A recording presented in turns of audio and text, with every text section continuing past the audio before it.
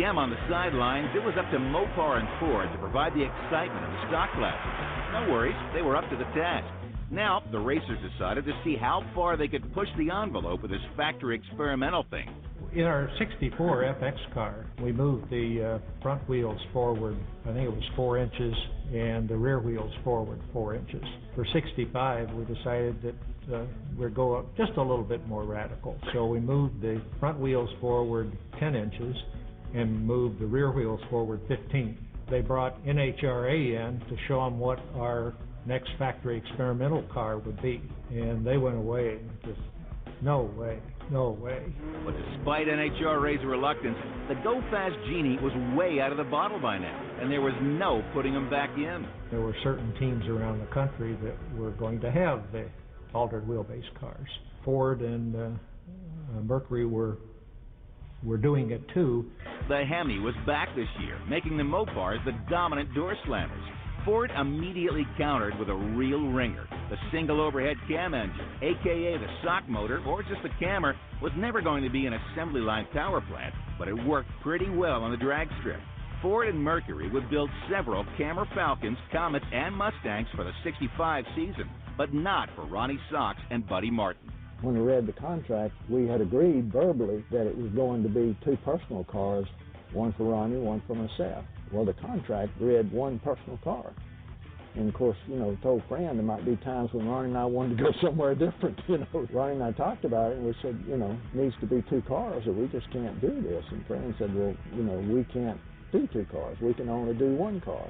When Mercury refused to pony up a $2,500 courtesy car for Sox and Martin, they said goodbye to the most popular team in drag racing, and without knowing it, helped create a legend. I picked up the phone and called Del Rica and told him that we'd be interested in running the Mopar, and he said, give me 2 hours and I'll call you back and give you an answer.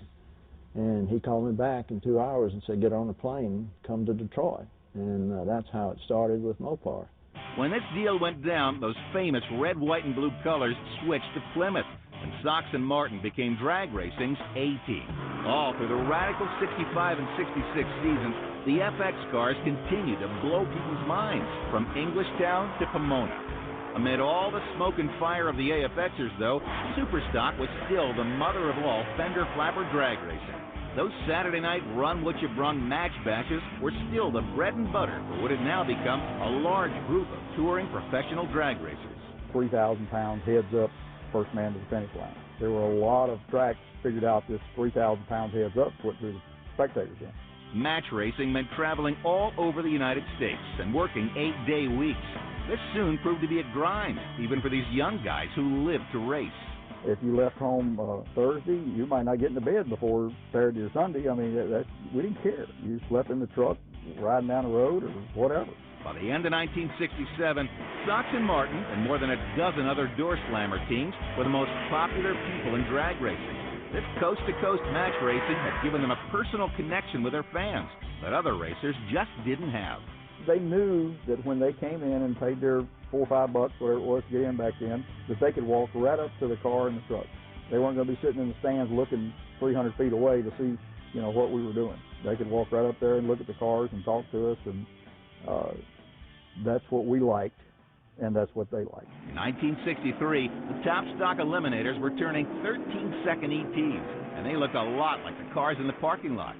Now, the FXers, which had grown out of SuperStock, were running in the 8s and burning nitro. The fans loved it, but some racers missed the old-style side-by-side shootouts. Sox and Martin had been having success with an AFX CUDA, but Chrysler's racing chief Bob Cahill thought it might be time to go back to a more buyer-friendly package.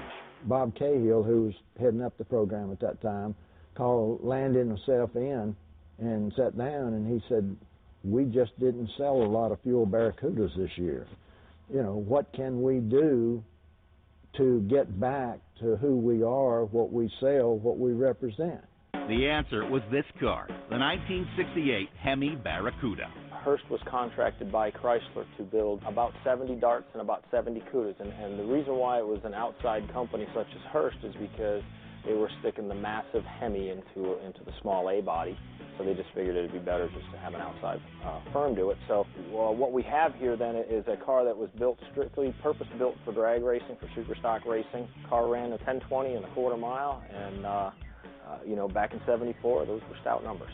Hey, when you're near it, you'll hear it. When we come back, Super